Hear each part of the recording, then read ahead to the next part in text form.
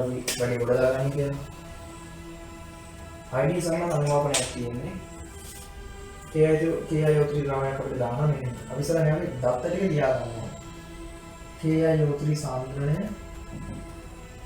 0.02 මවුල ඝන දෙසිමීටර්. මෙයාගේ ඝන සෙන්ටිමීටර් 25ක් තමයි දාන්නේ. පරිමාණ එකතු කරනදී ද්‍රාවණය තනුක H2SO4 වලින් ආම්ලික කරලා ආම්ලික කර දශම පරිමාණ ෆ්ලාස්ක් වල මෙන්න මේ ද්‍රාවණය දාලා ඝන සෙන්ටිමීටර 25ක් ගන්නවලු මේකෙන්. ඒකට තනුක H2SO4 වලින් ආම්ලික කරනවා. හරි මේකට තනුක අම්ලයක් දාන තනුක ආගෙන අපි ආම්ලික කරනවා කියන්නේ. මේ ආම්ලික කරලා ඒකට තව ඇඩ් කරනවලු KI ද්‍රාවණයක් සාන්ද්‍රණය සහ පරිමාණ මෙන්න මේ වෙනවා 0.5යි ඝන සෙන්ටිමීටර 15 ඝන සෙන්ටිමීටර 15ක් ඇඩ් කරනවලු මුක්ත වූ I2 දර්ශකය. එතකොට මෙයාට මෙන්න මේ දෙන්න දැම්මට පස්සේ ප්‍රතික්‍රියාවක් සිද්ධ වෙලා I2 නිදහස් වෙනවලු. I2 මෙන්න මෙයා එක්ක ප්‍රතික්‍රියා කරනවා. ප්‍රතික්‍රියා කරාට පස්සේ පෘෂ්ඨ දර්ශකය පාවිච්චි කරලා තමයි ප්‍රතික්‍රියාවේ අන්ත ලක්ෂ්‍ය හොයාගන්නේ. පෘෂ්ඨ දර්ශකය පාවිච්චි කරලා අනුමාපනය කරනවලු. අනුමාපනය සඳහා වූ සෝඩියම් තායෝසල්ෆේට් ද්‍රාවණයේ පරිමාණ ඝන සෙන්ටිමීටර 20යි කියලා කියනවා. මෙන්න මෙයාගේ මෙන්න ප්‍රතික්‍රියාවේදී මෙයාට ඕන වෙලා තියෙන මේ සාන්ද්‍රණයක් තමයි පේනවා. සාන්ද්‍රණයට C වගේ අකුරක් දාගමු. ඒතර මෙයාගේ පරිමාණ වෙලා තියෙනවා 20යි ඝන සෙන්ටිමීටර. එතකොට මෙයාගේ ප්‍රතික්‍රියාවත් අපි දැනගන්න ඕන. කොහොමද ප්‍රතික්‍රියාව මට ප්‍රතික්‍රියාව මතකයි ඇත්තටම.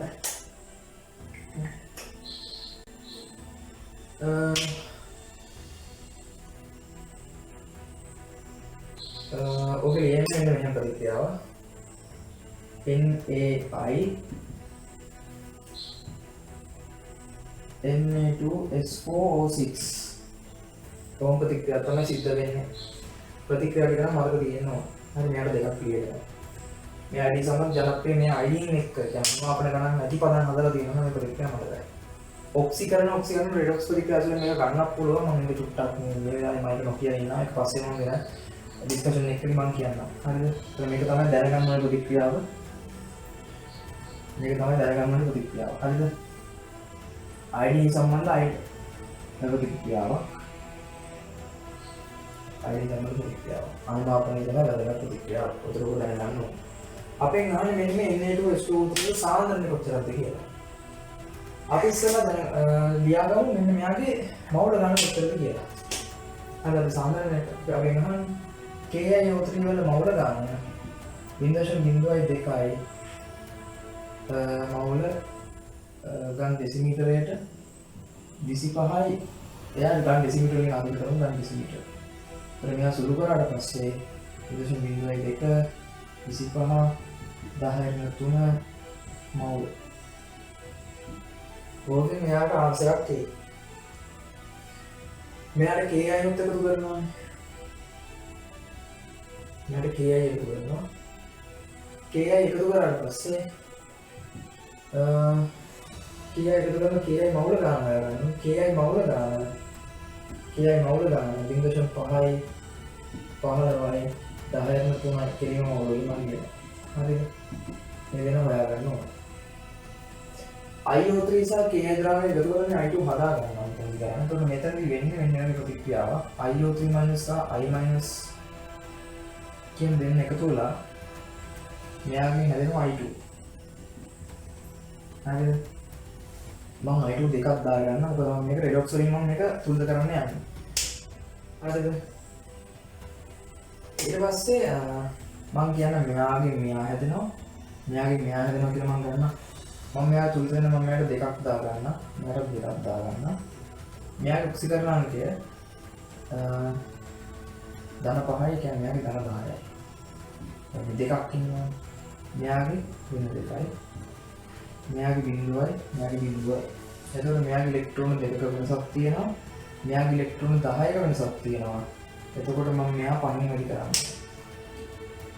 එතකොට මම මෙයා පහින් වැඩි කරනවා ඉලෙක්ට්‍රෝන ගන්න සමානයි. රෙඩොක්ස් නම් මෙයාට දෙන ඉලෙක්ට්‍රෝන සහ මෙයා ගන්න ඉලෙක්ට්‍රෝන සමාන වෙනවා. එතකොට මෙයා පහෙන් වැඩි කරන්න ඕනේ. පහෙන් වැඩි කරනකොට මෙයා අන්තයට 5ක් යනවා. මේ අන්තයට 5ක් යනවා.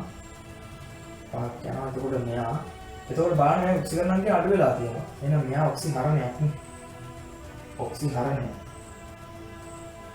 මෙයාගේ ඔක්සිජන් අංකය වැඩි වෙලා ඍණ දෙකේ ඉඳන් බිඳුවට වැඩි වෙලා තියෙනවා. මෙයා ඔක්සිකරණයක් නේ.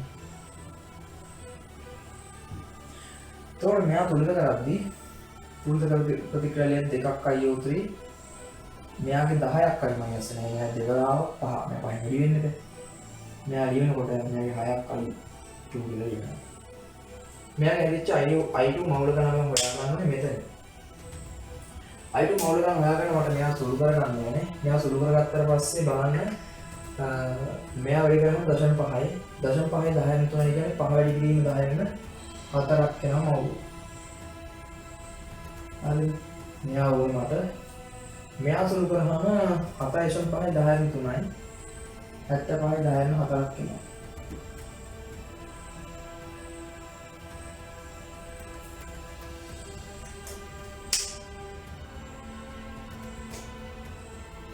ඊට පස්සේ මම දැන් මේ දෙක දාලා සුළු කරන්න ඕනේ.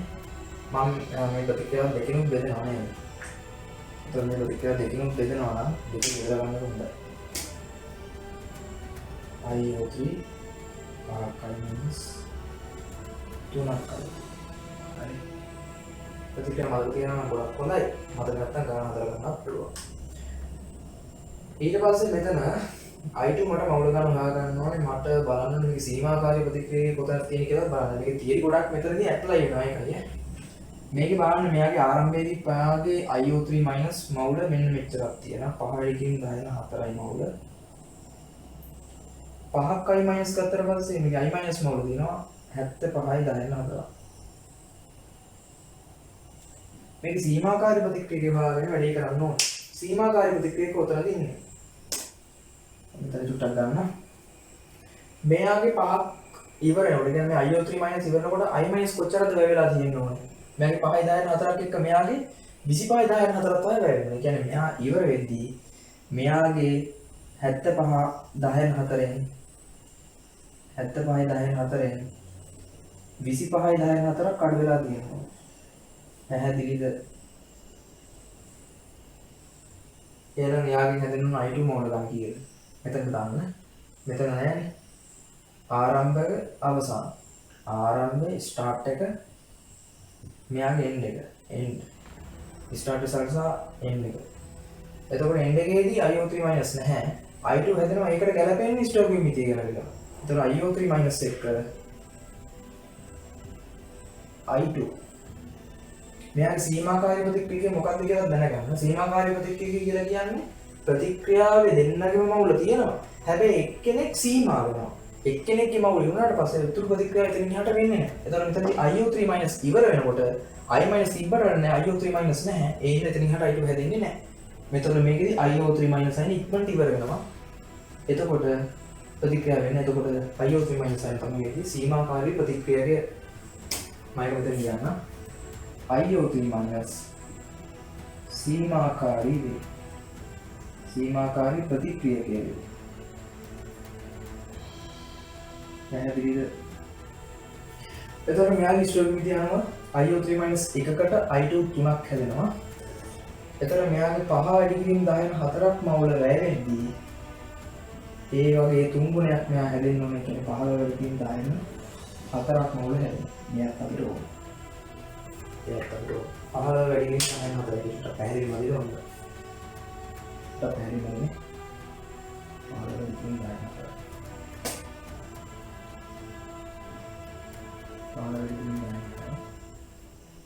හරිනේ. එතකොට 15 වැඩි කිරීම 10න් 4ක් මවුල හදනවා දැන් I2. ඒකට ගැලපෙන්න මෙන්න මේ ස්ටොකියෝමීටර් දාමු. Ni2 ට n S2O3 මෙයාගේ ඉන්නට දෙකයි. හරිද? එතකොට මෙතනදී මෙයාගේ 15 වැඩි කිරීම 10න් 4ක් මවුල වැය වෙද්දී ඒකට ගැලපෙන්න Na2S2O3 අනුමාපනය කරන්න බෑ. කොච්චරක් ඕනද? ඒ වගේ දෙයක් නෑ නේ 30 වැඩි ගේම 10ක් හතරයි මම ඒක මොනයක් කරද එතකොට ඔය මවුල ගන්න කෙලින්ගේ සාමාන්‍යයෙන් ප්‍රකාශනය කරනවා දැන් කෙලින්ම 30 වැඩි ගේම 10ක් හතරයි මවුල කියන එක නා සමාන වෙනවා මෙයාගේ සාන්ද්‍රණයෙන් ගන්න සාන්ද්‍රණ නිසීවතාවක් 20 වැඩි කිරීම 10ට 3ක් වෙනවා අයියේ සාන්ද්‍රණය මවුල ගන්න ඩෙසිමීටර නම් 10ට 3 වැඩි කළා මේ 20 කියන පරිමාව ගන්න ඩෙසිමීටර වලින් ගන්නවා ඒතකොට නෑ මෙයා මවුල ඉතින් හරි C කියන එක මවුල ගන්න ඩෙසිමීටර කියන එක කියනවා හරිද ඒතර මෙයා සුළු කරාම බලමු උත්තරයක් එයි හරි